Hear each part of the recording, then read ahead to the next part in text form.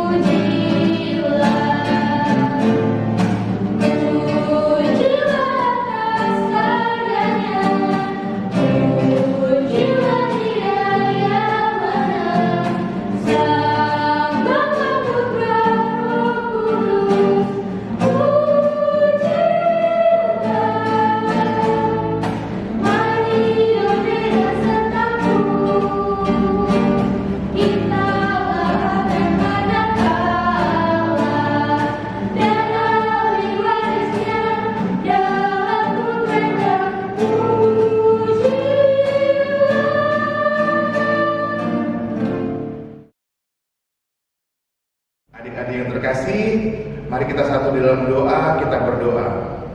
Tuhan Allah Bapa yang bertata dalam kerajaan surga yang mulia, terima kasih Tuhan Yesus Kristus pada hari ini Engkau mempertemukan kami kembali Persekutuan Taruna GBB Shalom Balikpapan untuk memuji dan memuliakan nama Engkau Bapa. Berkati ibadah Persekutuan Taruna hari Minggu ini Tuhan Yesus Kristus dari awal, pertengahan hingga akhirnya, agar ibadah yang kami laksanakan pada hari ini dapat menjadi teladan baik dalam kehidupan kami sehari-hari, kakak layan dan adik-adik taruna GBB Shalom Balikpapan. Kami yakin dan percaya Engkau juga memberkati kakak Ike yang akan membawakan firman, sebagian daripada firman-Mu, berkati kakak Ike dan firman yang akan dibawakan, agar firman yang dibawakan dapat menjadi terang dalam kehidupan kami, kakak layan dan adik-adik terkasih yang ada di rumah. Inilah doa kami Bapak, amin. Baiklah adik-adik, pembacaan Mazmur kita hari ini terdapat dalam Mazmur 16 ayat 1 sampai 11.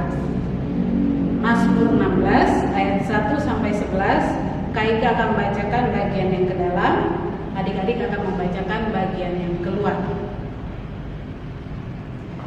Baik, Mazmur 16 ayat 1 sampai 11.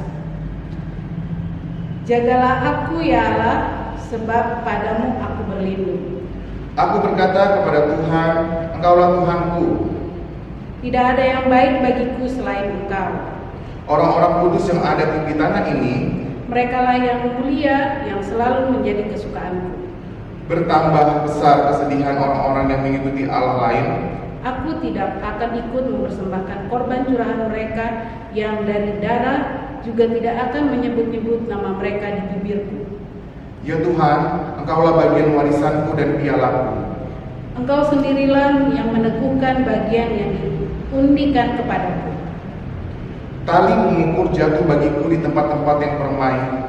Ya, milik pusakaku menyenangkan hatiku. Aku memuji Tuhan yang telah memberi nasihat kepadaku. Ya, pada waktu malam hati nuraniku mengajari aku. Aku senantiasa memandang kepada Tuhan, Karena ia berdiri di sebelah kananku, aku tidak goyah. sebab itu hatiku bersukacita dan jiwaku bersorak-sorai. Bahkan tubuhku akan diam dengan tentram, Sebab Engkau tidak menyerahkan aku ke dunia orang mati. dan tidak membiarkan orang kudusmu melihat kebinasaan. Engkau memberitahukan kepadaku jalan kehidupan. Di hadapanmu ada sukacita berlimpah-limpah, di tangan kananmu ada nikmat senantiasa. Adik-adikku yang terkasih, sebelum kita mendengarkan sebagian firman yang akan dibawakan Kakak Ike, kita memuji pujian dari Kusiapkan Hatiku Tuhan.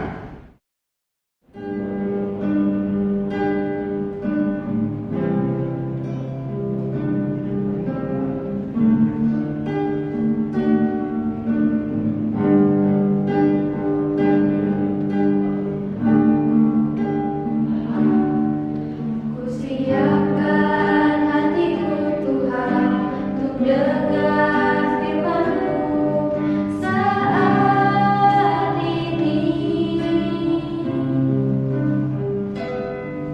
Ku sujud menyembah-Mu Tuhan, masuk hadirat-Mu saat ini. Curahkan urapan-Mu Tuhan bagi jemaat-Mu saat ini. Ku siapkan hatiku Tuhan untuk dengar firman-Mu. Firman-Mu Tuhan, tiada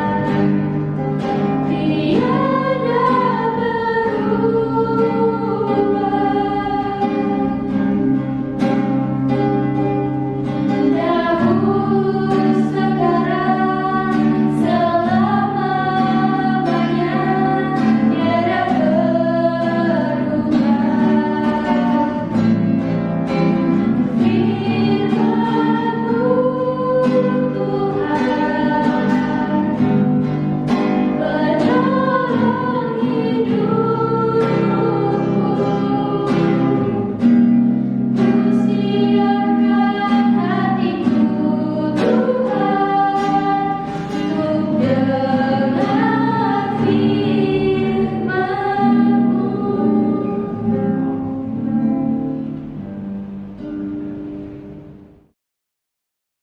Nah adik-adik, sebelum kita masuk dalam firman Tuhan, kita berdoa dulu yuk. Kita satu di dalam doa.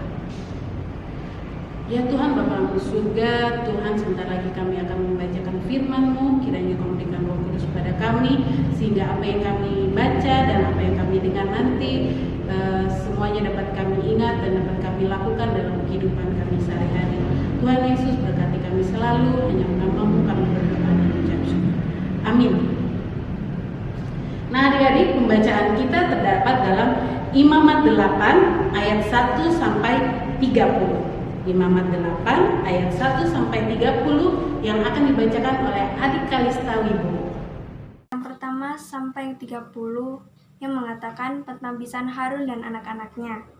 Tuhan berfirman kepada Musa, "Panggillah Harun dan anak-anaknya bersama-sama dengan dia, dan ambillah pakaian-pakaian, minyak urapan, dan lembu jantan, korban penghapusan dosa, 2 domba jantan, dan bakul berisi roti yang tidak beragi. Lalu suruhlah berkumpul segenap umat ke depan pintu kemah pertemuan." Musa melakukan seperti yang diperintahkan Tuhan kepadanya, lalu berkumpullah umat itu di depan kemah pertemuan. Berkatalah Musa kepada umat itu, "Inilah firman yang diperintahkan Tuhan untuk dilakukan." Lalu Musa menyuruh Harun dan anak-anaknya mendekat, dan dibasuhnyalah mereka dengan air. Sesudah itu dikenanyalah kemeja kepadanya, diikatkannya ikat pinggang, dikenakannya gamis, dikenakannya baju efod, diikatkannya sabuk baju efod, dan dikebatkannya sabuk itu kepadanya. Dikenakannya lah tutup dada kepadanya, dan dibubuhnya di dalam tutup dada itu Urim dan Tumim. Kemudian ditaruhnyalah serban di kepalanya, dan di atas serban itu di sebelah depan ditaruhnyalah patam emas, yakni jemang yang kudus, seperti yang diperintahkan Tuhan kepada Musa.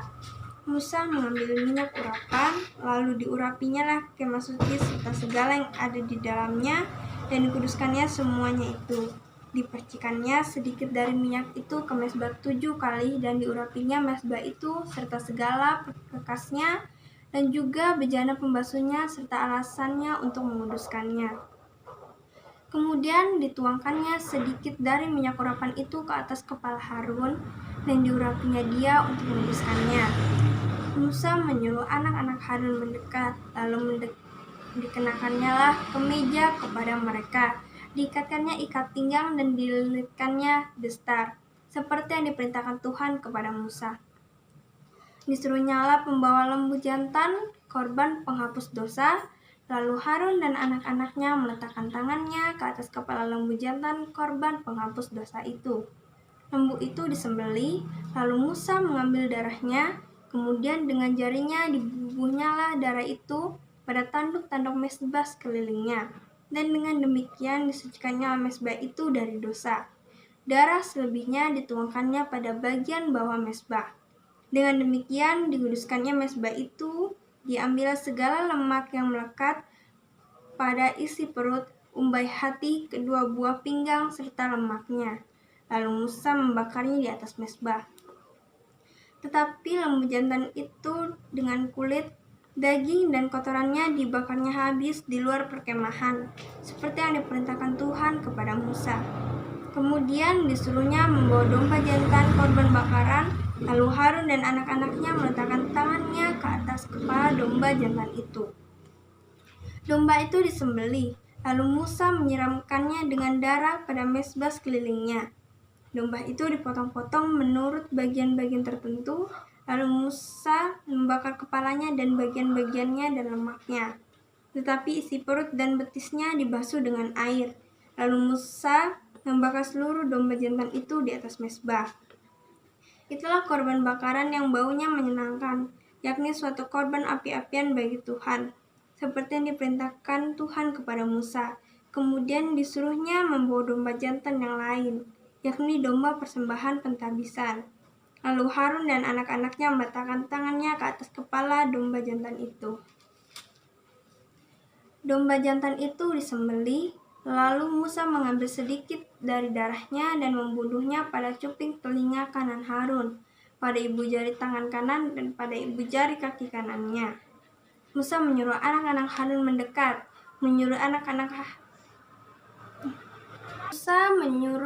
Musa menyuruh anak-anak Harun mendekat, lalu membubuh sedikit dari darah itu pada cuping telinga kanan mereka, pada ibu jari tangan kanan dan pada ibu jari kaki kanan mereka. Lalu Musa menyiramkan darah selebihnya pada mezbah sekelilingnya. Diambilnyalah lemaknya, ekornya yang berlemak, segala lemaknya yang melekat pada isi perut, umbai hatinya, kedua buah pinggang serta lemaknya dan paha kanannya. Dari dalam bakul berisi roti yang tidak beragi yang ada di hadapan Tuhan, diambilnyalah suatu roti bundar yang tidak beragi, satu roti bundar yang diolah dengan minyak dan satu roti tipis. Lalu diletakkannya di atas segala lemak dan di atas paha kanan itu. Dan ditaruhnya seluruhnya di telapak tangan Harun dan di telapak tangan anak-anaknya, dan dipersembahkannya semuanya sebagai persembahan unjukan di hadapan Tuhan. Kemudian Musa mengambil semuanya dari telapak tangan mereka, lalu dibakarnya di atas mezbah, yaitu di atas korban bakaran. Itulah persembahan pentabisan untuk menjadi bau yang menyenangkan. Itulah suatu korban api-apian bagi Tuhan. Musa mengambil dada domba itu dan mempersembahkannya sebagai persembahan unjukan di hadapan Tuhan. Itulah tangan anak-anaknya, dan dipersembahkannya semuanya sebagai persembahan unjukan di hadapan Tuhan. Kemudian Musa mengambil semuanya dari telapak tangan mereka, lalu dibakarnya di atas mezbah, yaitu di atas korban bakaran. Itulah persembahan pentabisan untuk menjadi bau yang menyenangkan. Itulah suatu korban api-apian bagi Tuhan. Musa mengambil dada domba itu dan mempersembahkannya sebagai persembahan tunjukkan di hadapan Tuhan. Itulah yang didapat Musa sebagai bagiannya dari domba jantan persembahan pentabisan itu, seperti yang diperintahkan Tuhan kepada Musa. Dan lagi Musa mengambil sedikit dari minyak urapan dan dari darah yang di atas mezbah itu, lalu dipercikannya kepada Harun, ke pakaiannya dan juga kepada anak-anaknya, dan ke pakaian anak-anaknya. Dengan demikian ditabiskannya lah Harun, pakaiannya dari juga anak-anaknya dan pakaian anak. Adik-adik, tulisan-tulisan dalam kitab imamat yang kebanyakan merupakan aturan-aturan tentang pelaksanaan ibadah, persembahan, dan lain-lain, ditujukan kepada umat Israel yang telah mendiami tanah perjanjian. Israel sebagai umat Tuhan telah mengalami bagaimana Tuhan menuntun mereka keluar dari Mesir, mengalami perjalanan panjang dari Mesir ke Kanaan, dengan berbagai pengalaman iman di sekitar Gunung Sinai dan di tepi Laut Tibrau, menaklukkan Yeriko dan suku-suku bangsa yang mendiami tanah Kanaan, kemudian menetap di Israel. Di dalam seluruh proses itu, Israel mengimani bahwa sesungguhnya karya Tuhan sajalah yang nyata dialami oleh nenek moyang mereka, sehingga generasi baru yang memasuki dan mendiami tanah Kanaan itu. Dalam rangka menjadi bangsa dan umat yang terus bergantung dalam karya Tuhan yang besar dan luar biasa, maka berbagai aturan tentang ibadah persembahan korban, pengangkatan iman yang mewakili Allah untuk mengatur dan menjaga dan menjamin kehidupan umat pilihan itu ada. Dengan demikian, umat Israel akan selalu menjadi umat yang bertanggung jawab terhadap iman kepada Allah yang dinyatakan dalam ibadah-ibadah, baik ritual maupun berbagai kewajiban lainnya. Seluruh peraturan yang diberikan bertujuan agar Israel tetap mengakui bahwa Allah sudah melakukan perbuatan besar, di mana masa lalu dalam sejarah nenek moyang Israel, dan pengakuan itu harus diwujudkan dalam kesediaan umat untuk mengikuti berbagai aturan yang diberikan. Nah, dalam kisah ini, pengangkatan dan peneguhan Harun dan anak-anaknya dalam jabatan iman memiliki keterkaitan dan tujuan di atas. Itu dilakukan oleh Musa. Mereka dipilih, dikhususkan untuk menjaga dan memastikan tanggung jawab Israel untuk beribadah dengan setia kepada Allah dan melakukan dengan bertanggung jawab atas kewajiban yang telah diatur. Selain itu, sebagai imam, mereka bertanggung jawab untuk menjaga agar umat Israel mampu hidup kudus, berbeda dengan suku-suku yang ada di Kanaan yang menyembah Baal. Aturan-aturan dan urutan-urutan yang harus dilakukan oleh Musa dan harus diikuti oleh seksama oleh Harun dan anak-anaknya melambangkan dua hal penting. Pertama, jabatan sebagai iman adalah pemberian Allah. Allah yang memilih dan Allah yang menentukan, maka kehendak Allah harus diikuti, bukan keinginannya Musa, bukan keinginannya Harun, dan juga bukan keinginan anak-anaknya. Musa, Harun, dan anak-anak Harun harus melakukan tugas dan tanggung jawab mereka sesuai dengan firman Tuhan. Kedua, mereka harus dikuduskan dan selanjutnya menjaga kekudusan hidup mereka sebagai pelayan Tuhan. Penyembelihan korban persembahan, percikan darah, dan lain-lain sebagaimana diatur dalam aturan darah tersebut bertujuan mengingatkan bahwa para imam maupun seluruh umat Israel tentang kekudusan hidup mereka. Kekudusan hidup itu hanya bisa dijaga dalam realitas mutlak dengan Tuhan yang memanggil dan mengutus mereka dalam tugas-tugas khusus tersebut. Sama seperti Harun dan anak-anaknya, adik-adik juga adalah orang-orang yang dikuduskan. Kenapa disebut dikuduskan? Karena adik-adik sudah dibeli dengan darah Tuhan Yesus, dengan pengorbanan Tuhan Yesus di kayu salib. Adik-adik yang terkasih, sebagai umat Tuhan, hidup kita ini penuh anugerah. Setiap hari melalui berbagai pengalaman hidup, karya kasih setia Tuhan terus berlangsung. Dia telah memilih kita, menebus dan menyelamatkan. Dia juga terus memimpin kita. Tuhan senantiasa melakukannya untuk kita, karena Ia setia dan bersedia menggenapi janjinya. Tuhan akan selalu memelihara dan tidak pernah meninggalkan kita. Sebagai umat Tuhan, sudah selayaknya kita harus selalu setia kepadanya, karena sudah dipilih untuk ditebus. Maka kita juga dikuduskannya. Karena sudah dikuduskannya, maka kita patut selalu menjaga relasi kasih dengan Tuhan. Selanjutnya, sebagai umat Tuhan, kita memiliki kewajiban iman untuk menjaga kekudusan hidup. Dengan cara itu, kita semua menjadi teladan yang mengembalakan dan menuntun orang untuk berjumpa dengan Tuhan dan diselamatkan olehnya.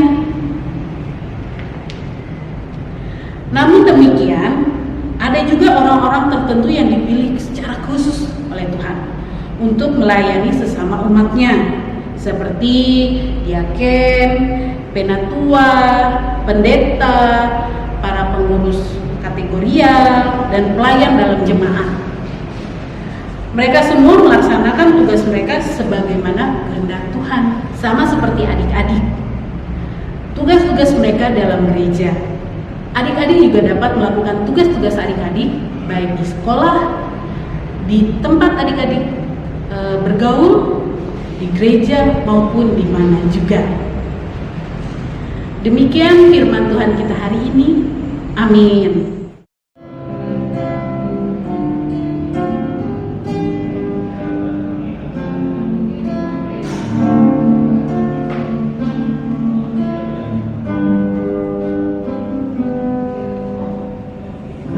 Mulai dari diri sendiri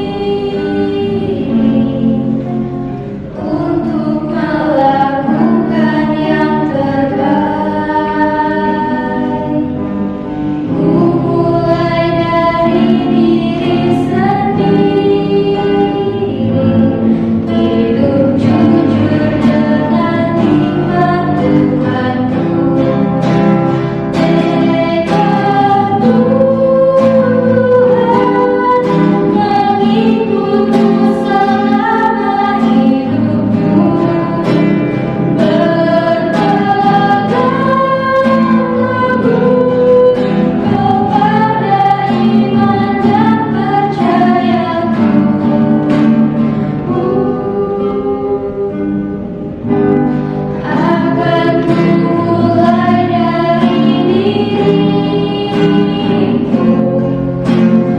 Melakukan sikap yang benar,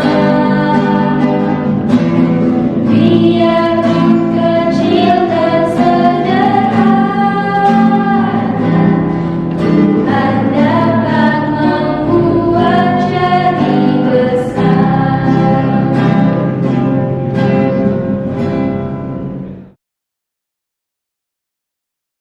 Teman-teman, mari kita satu dalam doa.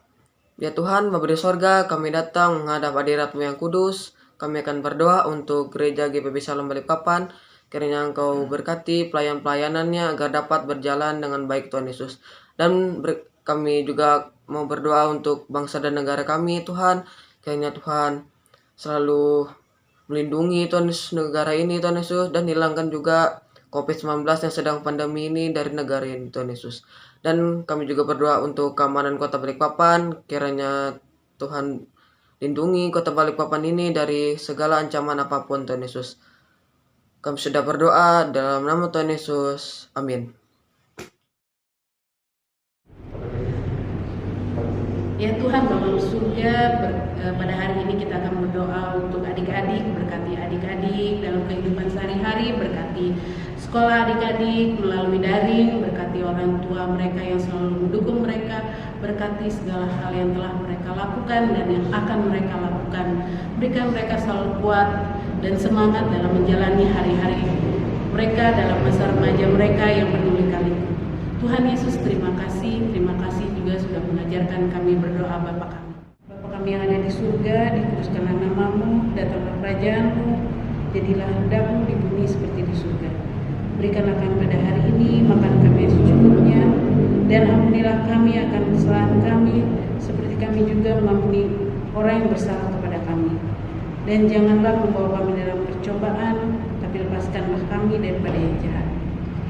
Karena Engkaulah yang mempunyai kerajaan dan kuasa dan kemuliaan sampai selama-lamanya.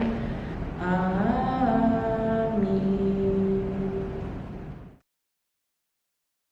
Kak Ika, saatnya kita memberikan persembahan syukur kita kepada Tuhan karena permintaan Tuhan begitu luar biasa. Oleh karena itu kita diwajibkan oleh Tuhan untuk memberikan persembahan yang terbaik, bentuk rasa syukur kita kepada Tuhan agar segala sesuatunya kehidupan kita disertai Tuhan selalu Kak Ika ya. Iya. Nah untuk sambil membawakan persembahan kita pada hari ini, mari kita menyanyi dari Kidung Jemaat 403, Hujan Berkat dan Tercurah.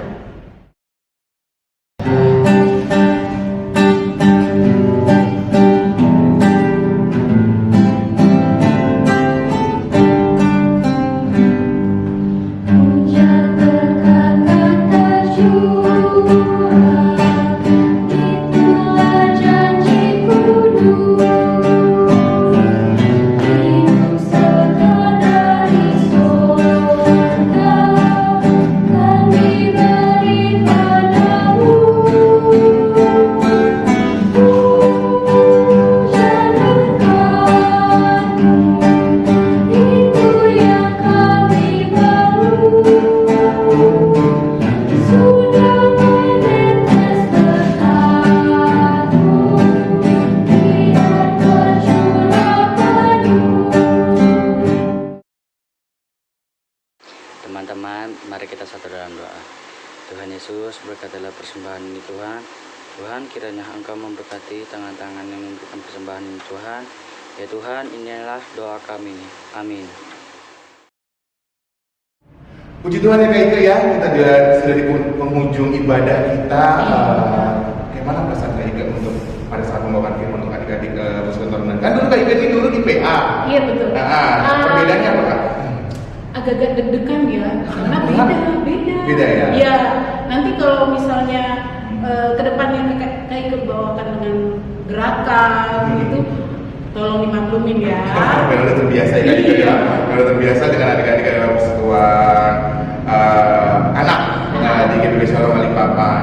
Nah, Kak Ika, kita mengakhiri ibadah kita pada hari ini sambil bernyanyi dari Kidung Muda Mudi 131, Tiap Langkahku.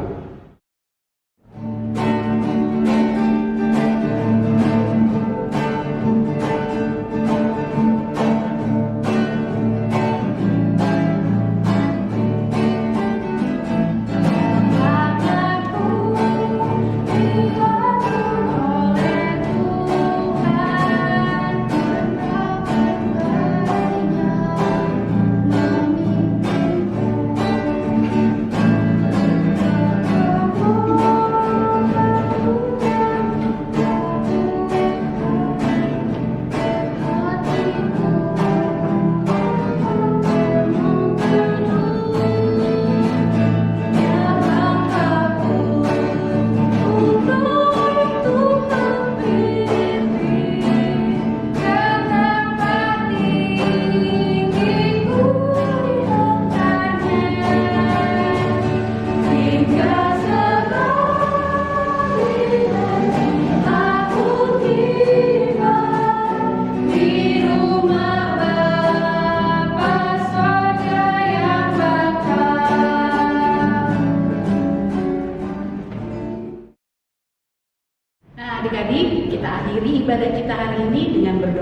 Mari kita berdoa.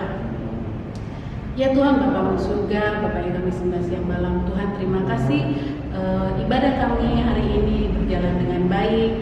Tuhan, kiranya Engkau berikan Roh Kudus pada adik-adik supaya apa yang tadi didengarkan dalam firman Tuhan dapat adik-adik laksanakan dalam kehidupan adik-adik sehari-hari.